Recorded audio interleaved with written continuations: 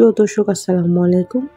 ৫ দিন ভ্রমণ শেষে থাইল্যান্ড থেকে আমরা এখন কুয়ালালামপুর এয়ারপোর্টে এসে পৌঁছালাম। টন মুন এয়ারপোর্ট থেকে প্রায় ২.৫ ঘন্টার মতো জার্নি করে আমরা এসে পৌঁছেছি মালয়েশিয়াতে। আমরা এয়ার এশিয়াতে করে এসেছিলাম থাইল্যান্ড থেকে মালয়েশিয়াতে। তো আমাদের এয়ারপোর্টে চলে এসেছি আমরা। এই জন্যে আমাদের যে ছোটোখাটো ব্যাগগুলো ছিল ওগুলো গুছিয়ে নিচ্ছি। আর সামনে অনেক যাত্রী আছে, তো সামনে যারা আছে এরা নেমে গেলে তারপর আমরা আস্তে আস্তে নামবো। তাও সবাই রেডি হয়ে নিচ্ছে। তো আমরা মালয়েশিয়াতেও আরও ৫ দিন থাকবো। আমরা থাইল্যান্ড, মালয়েশিয়া, সিঙ্গাপুর ৩টা দেশ একসাথে ভ্রমণ করতে এসেছি।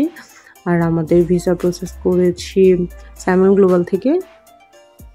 ওখানে আমাদের ভিসা প্রসেসিং বাবদ ৩টা দেশ ১৭,০০০ টাকা লেগেছিল। আর ৩টা ভিসা প্রায় ১ মাসের মধ্যে আমরা পেয়ে গিয়েছিলাম, খুব বেশি দিন লাগেনি। আর আজকে আমি আপনাদেরকে ঘুরে দেখাবো কুয়ালালামপুর আন্তর্জাতিক বিমানবন্দর, যেটি মালয়েশিয়ার প্রধান আন্তর্জাতিক বিমানবন্দর এবং দক্ষিণ পূর্ব এশিয়ার অন্যতম একটি বিমানবন্দর। এটি কুয়ালালামপুর থেকে প্রায় ৪৫ কিলোমিটার দক্ষিণে অবস্থিত। তো আস্তে আস্তে আমরা সামনে থেকে এগিয়ে যাচ্ছি। কিছুক্ষণের মধ্যে আমরা কুয়ালালামপুর বিমানবন্দরটি দেখতে পাবো। আমি খুব এক্সাইটেড, কারণ নতুন নতুন এয়ারপোর্ট দেখতে ভালোই লাগে।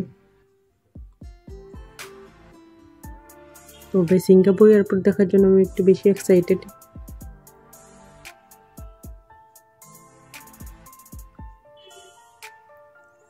আমরা আস্তে আস্তে আসলে অনেকটা রাত হয়ে গিয়েছে, এই জন্য একদম ঘুটঘুটে অন্ধকার, ভালো করে দেখা যাচ্ছে না। তবে লাইটিংগুলো অনেক সুন্দর, আশপাশে যে প্লেনে যে লাইটিংগুলো সেগুলো শুধু দেখা যাচ্ছে। প্রায় রাত ১০টা, ১০:৩০ মতো বাজে।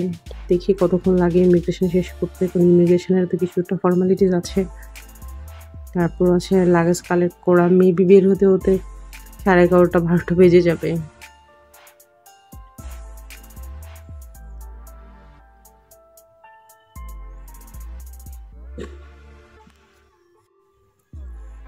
তো মোটামুটি আমরা প্লেনের যে সিঁড়িটা থাকে ওইটা পার হয়ে চলে এসেছি। যে এটা হচ্ছে এয়ারপোর্টের ভিতরের দিকটা। তো সামনে যেতে থাকি আর দেখাতে থাকি আপনাদেরকে এয়ারপোর্টটা। তো অনেক রাত হয়ে যাওয়ায় এদিকে মানুষজন একটু কম, দিনের বেলা অনেক সময় প্যাসেঞ্জার একটু বেশি থাকে।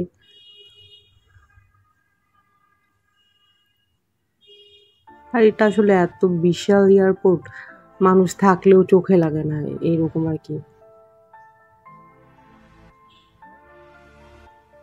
তবে যতটুকু পারি করি, কারণ এয়ারপোর্টের অনেক জায়গায় রেস্ট্রিকশন দেওয়া আছে, ভিডিও করা যায় না। এই পাশটাতে মানুষজন একদমই নেই, এই জন্যে রিল্যাক্স ভিডিও করা যাচ্ছে। এখানে একদমই কোনো গার্ড কিছুই নেই। আমরা যারা প্লেন থেকে নেমেছি শুধু তারাই আছে, আস্তে আস্তে নামছে। তবে এয়ারপোর্টগুলো আসলে এত লম্বা হয়, মনে হয় ৪-৫ কিলোমিটার হাঁটা লাগে, এই অবস্থা। যখন প্লেনে উঠি তখনও সেম হয়, নামার সময়ও সেম হয়। এখন ঘন্টাখানিক ধরে হাঁটতে থাকবো, না ভিডিও করবো। লাইট থাকলে ভালো লাগতো, এয়ারপোর্টটা ভালো করে দেখতে পেতাম। মানে এয়ারপোর্টগুলো রানওয়েটা ভালো করে দেখা যেত। অন্ধকারের জন্য প্লেনের লাইটগুলো ছাড়া কিছুই দেখা যাচ্ছে না।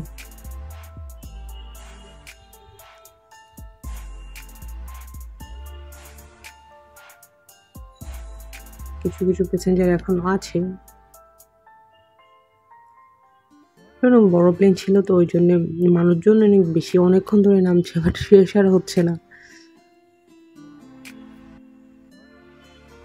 আমরা দাঁড়িয়ে আছি, আমরা ৫ জন ছিলাম। তো এই তো আমাদের একজন আসছিল না, এই জন্য আমরা ওয়েট করছিলাম। তো আমরা হাঁটতে হাঁটতে চলে এসেছি এয়ারপোর্টের মাঝখানে।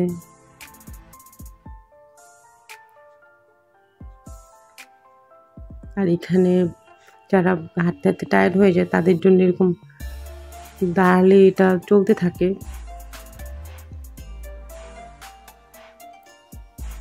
সবাই সেলফি তোলায় ব্যস্ত। এয়ারপোর্টটা আসলে অনেক সুন্দর।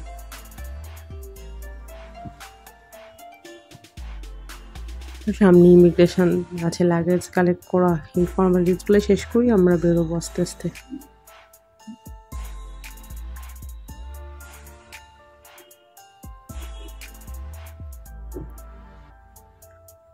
তবে যাই বলেন, ফ্রি থাকা যাই থাক, কুয়ালালামপুর আন্তর্জাতিক বিমানবন্দর মালয়েশিয়ার এটা বৃহত্তম এবং ব্যস্ততম বিমানবন্দর। এটা আসলে এত বড় হয় মানুষজন চোখে পড়ে না। আমাদের বাংলাদেশের এয়ারপোর্টগুলো অনেক ছোট, তো ওই জন্যে মনে হয় যে মানুষ শুধু গিজগিজ করতে থাকে। যেদিকে তাকাচ্ছি পুরো খালি, একদম দূরে দূরে কিছু মানুষজন। এত বিশাল এয়ারপোর্ট, মানুষ যে এত মানুষ যে কোথায় যায় দেখাই যায় না। তবে কিছু দূর যাওয়ার পর গার্ড থাকে, যদি কোনো ইনফরমেশন লাগে বা কোনো ডেস্ক আপনি চিনতে না পারেন, আপনার বোর্ডিং পাস, টিকিট ওগুলো দেখালে ওরা বলে দেয়। আর এই বিমানবন্দরটি বিশ্বের 24তম ব্যস্ততম বিমানবন্দর হিসেবে পরিগণিত হয়েছে। 1993 সালে 1 জুন এক জমকালো অনুষ্ঠানে মাহাথির মোহাম্মদ সরকার সিদ্ধান্ত নেয় যে বিদ্যমান কুয়ালালামপুর বিমানবন্দর, তৎকালীন নাম সুবাং আন্তর্জাতিক বিমানবন্দর, বর্তমান সুলতান আবদুল্লাহ আজিজ শাহ বিমানবন্দর, ভবিষ্যতে চাহিদা পূরণ করতে পারবে না। এই বিমানবন্দর নির্মাণ কাজ করে টানাশ্রী ধাতুক লিমকুং হুর তত্ত্বাবধানে কয়েকটি রাষ্ট্রীয় কোম্পানি। মালয়েশিয়ার জন্য একটি বড় উন্নয়ন পরিকল্পনার অংশ হিসেবে এই বিমানবন্দর তৈরি করা হয়। জাপানি স্থপতি কিশো কুরকাতে প্রধান স্থপতি হিসেবে এই বিমানবন্দরের নকশা করেন। এই বিমানবন্দরটি বর্তমানে প্রায় 100 বর্গ কিলোমিটার এলাকা জুড়ে অবস্থিত, যেটি মূলত কৃষিভূমির উন্নয়ন করে করা হয়েছে এবং বিশ্বের অন্যতম ব্যস্ততম বিমানবন্দরগুলোর একটি। 3 ভাগে বিভক্ত উচ্চাকাঙ্ক্ষী পরিকল্পনায় এই বিমানবন্দরে 3টি রানওয়ে এবং 2টি টার্মিনাল, যার প্রত্যেকটিতে 2টি করে স্যাটেলাইট টার্মিনাল আছে। প্রথম ধাপে 2টি পরিপূর্ণ রানওয়ে, একটি প্রধান টার্মিনাল এবং একটি স্যাটেলাইট টার্মিনাল নির্মাণ করা হয়, ফলে এর ধারণ ক্ষমতা 2.5 কোটিতে উন্নত হয়। প্রথম ধাপে 60টি জেটি, 80টি বিমান পার্কিং সহ 20টি দূরবর্তী পার্কিং বে, 4টি রক্ষণাবেক্ষণ হ্যাঙ্গার এবং ফায়ার স্টেশন। দ্বিতীয় ধাপে বছরে 3.5 কোটি যাত্রী পরিবহন ক্ষমতা, প্রায় শেষ পর্যায়ে। তৃতীয় ধাপে প্রত্যেকটি বছরে 10 কোটি যাত্রী পরিবহন ক্ষমতা উন্নীত হয়। আর আনুষ্ঠানিকভাবে কুয়ালালামপুর আন্তর্জাতিক বিমানবন্দর দাপ্তরিকভাবে চালু হয় মালয়েশিয়ার সময় 27 জুন 1998 সালে। হংকং আন্তর্জাতিক বিমানবন্দর চালুর 1 সপ্তাহ আগে এবং 1998 কমনওয়েলথ গেমসের সময়ে। প্রথমে এই বিমানবন্দরটিতে অভ্যন্তরীণ বিমান ফ্লাইট চালু হয়। আর প্রথম আন্তর্জাতিক বিমান হয় মালদ্বীপ থেকে মালয়েশিয়ায়। এটাই প্রথম যে ফ্লাইটটা ছিল সেটাই ছিল কুয়ালালামপুর বিমানবন্দরের জন্য প্রথম আন্তর্জাতিক ফ্লাইট। যাকে এতক্ষণ এয়ারপোর্টের হিস্ট্রি শোনালাম। এখন আমরা চলে এসেছি কনভেয়ার বেল্টের কাছে। এখান থেকে আমরা আমাদের ব্যাগগুলা কালেক্ট করে আস্তে আস্তে এখন আমরা আমাদের ইমিগ্রেশনের জন্য সামনের দিকে যাব। বিশাল বড়, এয়ারপোর্ট এত বড়, এক প্রান্ত থেকে আরেক প্রান্তে তাকালে দেখা যায় না এই অবস্থা। তবে এয়ারপোর্টের আমার মনে হয় 20% আমি দেখাতে পারিনি, কারণ এটা এত বিশাল এয়ারপোর্ট। তো এয়ারপোর্টের আমার অনেকগুলো ভিডিও আছে আমার চ্যানেলে, চাইলে ওগুলো দেখে নিতে পারেন, কারণ আমাদের কয়েক কিলোমিটার হাঁটা লেগেছিল আর ততক্ষণ আমি ভিডিও করেছিলাম।